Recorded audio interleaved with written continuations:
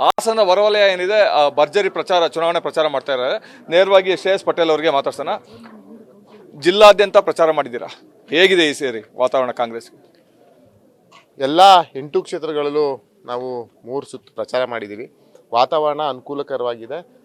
ಎಲ್ಲರೂ ವಾಲಂಟಿಯರ್ ಆಗಿ ಜನ ಈ ಸಲ ಕಾಂಗ್ರೆಸ್ ಪಕ್ಷಕ್ಕೆ ಮತ ಕೊಡಬೇಕು ಅಂತ ನಮ್ಮ ತಾಯಂದಿರು, ಸೋದರಿಯರು, ನಮ್ಮ ಯುವಕರು, ಹಿರಿಯರು ಎಲ್ಲರೂ ತೀರ್ಮಾನ ಮಾಡಿದ್ದಾರೆ.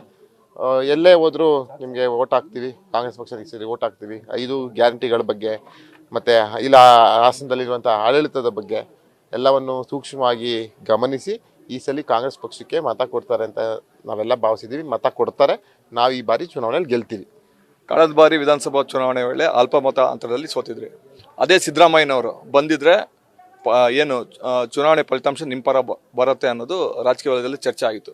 ಈ ಬಾರಿ ಜೋಡೆತ್ಗಳು ಸಿದ್ದರಾಮಯ್ಯ ಮತ್ತು ಡಿ ಕೆ ಶಿವಕುಮಾರ್ ಇಬ್ಬರು ಕೂಡ ಒಳನರಸೀಪುರ ಸೇರಿದಂತೆ ಎಲ್ಲ ತಾಲೂಕು ಪ್ರಚಾರ ಮಾಡಿ, ಅದು ನಿಮಗೆ ಈ ಬಾರಿ ಪ್ಲಸ್ ಆಗತ್ತೆ. ಖಂಡಿತವಾಗಿಯೂ 100ಕ್ಕೆ 100 ನಾನು ಪಕ್ಷಕ್ಕೆ, ನಮ್ಮ ಮಾನ್ಯ ಘನ ಸರ್ಕಾರದ ಮುಖ್ಯಮಂತ್ರಿಗಳಿಗೆ, ಉಪಮುಖ್ಯಮಂತ್ರಿಗಳಿಗೆ, ಜಿಲ್ಲಾ ಉಸ್ತುವಾರಿ ಸಚಿವರಿಗೆ, ನಮ್ಮೆಲ್ಲ ಜಿಲ್ಲಾ ನಾಯಕರುಗಳಿಗೆ ನಾನು ಆಭಾರಿಯಾಗಿರಬೇಕು. ಯಾಕಂತ ಹೇಳಿದ್ರೆ ಎಲ್ಲರೂ ಕಂಕಣ ತೊಟ್ಟು ಈ ಬಾರಿ ಚುನಾವಣೆಯಲ್ಲಿ ನಮ್ಮ ಕಾರ್ಯಕರ್ತರು ಬೂತ್ ಮಟ್ಟದಿಂದ ಹಿಡಿದು ತಾಲೂಕು ಮಟ್ಟದ ಕಾರ್ಯಕರ್ತರು, ಜಿಲ್ಲಾ ಮಟ್ಟದ ನಮ್ಮ ಮುಖಂಡರು, ತಾಲೂಕು ಮಟ್ಟದ ಮುಖಂಡರು ಎಲ್ಲರೂ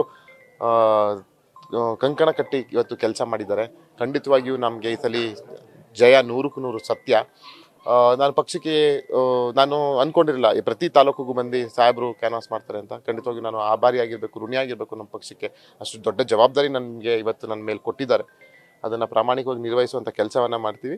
ಈ ಬಾರಿ ನಾವು ಗೆಲ್ತೀವಿ. ಈ ಬಾರಿ ಮತದಾರರು ಶ್ರೇಯಸ್ ಪಟೇಲ್ಗೆ ಯಾಕೆ ಮತ ಕೊಡಬೇಕು? ಒಂದು ಬದಲಾವಣೆ ಹಾಸನ ಲೋಕಸಭಾ ಕ್ಷೇತ್ರದಲ್ಲಿ ಆಗಬೇಕಂತ ನಾನು ಮಾಧ್ಯಮ ಮುಖಾಂತರ ಕೇಳ್ಕೊತೀನಿ. ಯಾಕಂತ ಹೇಳಿದ್ರೆ ಕಳೆದ 25 ವರ್ಷದಿಂದ ಒಂದು ಕುಟುಂಬಕ್ಕೆ ಸೀಮಿತವಾಗಿರೋಂಥ ಲೋಕಸಭೆಯನ್ನು ಒಂದು ಬಾರಿ ಬದಲಾವಣೆ ಮಾಡಿ ಹೊಸ ಮುಖಕ್ಕೆ ಹೊಸೊಬ್ಬರಿಗೆ ಅವಕಾಶ ಮಾಡಿಕೊಡಿ. ಅವ್ರು ಹೇಗೆ ಕೆಲಸ ಮಾಡ್ತಾರೆ ಅಂತ ನೋಡಿರಿ. ಯಾಕಂದರೆ ನನಗೂ ಕೆಲಸ ಮಾಡಬೇಕು ಒಂದು ಹಂಬಲ, ಒಂದು ಇಚ್ಛಾಶಕ್ತಿಯಿಂದ ನಾನು ಈ ರಾಜಕೀಯಕ್ಕೆ ಬಂದಿರೋದೇ ಹೊತ್ತು ವೈಯಕ್ತಿಕವಾಗಿ ನನಗೇನೂ ಇಲ್ಲ. ಹಾಗಾಗಿ ಒಂದು ಅವಕಾಶ ಮಾಡಿಕೊಂಡಿದ್ದೆ, ಜನರ ಮುಂದೆ ಹೋಗಿದ್ದೀವಿ. ಹಾಗಾಗಿ ಈ ಬಾರಿ ಜನ ನಮಗೆ ಆಶೀರ್ವಾದ ಮಾಡ್ತಾರೆ. ಮತ್ತು ಜಿಲ್ಲೆಯಲ್ಲಿ ಎಲ್ಲ ನಮ್ಮ 3 ಭಾಗವಾಗಿರ್ತದೆ. ಮಲೆನಾಡು, ಅರೆಮಲೆನಾಡು, ಮೂಡ್ಸೀಮೆ ಈಗ ಬರ್ತದೆ. ಎಲ್ಲ ಕಡೆ ಜ್ವಲಂತ ಸಮಸ್ಯೆಗಳು ಇನ್ನೂ ಹಾಗೇ ಇದೆ. 20 ವರ್ಷ ಆದರೂ ಯಾವುದೇ ರೀತಿ ಎಲ್ಲ ತಾಲೂಕಿನಲ್ಲಿ ಅದೇ ಅಂಥ ಸಮಸ್ಯೆಗಳಿದೆ. ರೈತರಿಗೆ ಸರಿಯಾದ ಯಾವುದೇ ಬೆಳೆಗಳಾಗಲಿ ಬೆಲೆ ಸಿಗ್ತಾ ಇಲ್ಲ. IIT ಆಗಬೇಕಿತ್ತು, ಅದು ಆಗಲಿಲ್ಲ. ಉದ್ಯೋಗ ಸೃಷ್ಟಿ ಅಂತೂ ಸಂಪೂರ್ಣ ಕ್ಷೀಣಿಸಿದೆ. ಮಹಿಳಾ ಸಬಲೀಕರಣ ಆಗಿರ್ಬೋದು, ಇಲ್ಲ ಯುವಕರ ಒಂದು ಎಂಪ್ಲಾಯ್ಮೆಂಟ್ ಜನ್ರೇಷನ್ ಆಗಿರ್ಬೋದು, ಇದೆಲ್ಲವೂ ತುಂಬ ಹಿಂದೆ ಇದೆ. ನಮ್ಮ ಜಿಲ್ಲೆ ಅಭಿವೃದ್ಧಿಯಲ್ಲಂತೂ ತುಂಬಾ ಹಿಂದೆ ಇದೆ. ಹಾಗಾಗಿ ಒಂದು ಬದಲಾವಣೆ ಮಾಡಿ ಅಭಿವೃದ್ಧಿಗೆ ನಾವು ಪ್ರಾಮಾಣಿಕ ಪ್ರಯತ್ನ ಮಾಡ್ತೀವಿ. ಹಾಗಾಗಿ ಈ ಬಾರಿ ಕಾಂಗ್ರೆಸ್ ಪಕ್ಷಕ್ಕೆ ಶ್ರೇಯಸ್ ಪಟೇಲ್ಗೆ ಅವಕಾಶ ಮಾಡಿಕೊಡಿ ಅಂತ ನಾನು ಜನರ ಮುಂದೆ ಹೋಗಿದ್ದೆ. ಈ ಬಾರಿ ಜನ ಆಶೀರ್ವಾದ ಮಾಡ್ತಾರೆ ನನ್ನ. ಒಟ್ಟಿನಲ್ಲಿ ಅದೇ ಪ್ರಚಾರ ವೇಳೆ ಹೇಳ್ತಾ ಇರೋದು ಶ್ರೇಯಸ್ ಪಟೇಲ್ ಏನು ಈ ಬಾರಿ ಜಿಲ್ಲೆಯಲ್ಲಿ ಜನರು ಏನು ಬದಲಾವಣೆಯನ್ನು ಬಯಸಿದ್ದಾರೆ. ಈ ಬಾರಿ ನಾನು ಗೆಲ್ತೀನಿ ಅನ್ನೋ ವಿಶ್ವಾಸವನ್ನು ಸಹ ವ್ಯಕ್ತಪಡಿಸ್ತಾರೆ. ಕ್ಯಾಮರಾಮನ್ ಪ್ರವೀಣ್ ಜೊತೆ ಕಿರಣ್, ನ್ಯೂಸ್ ಫಸ್ಟ್ ಹಾಸನ.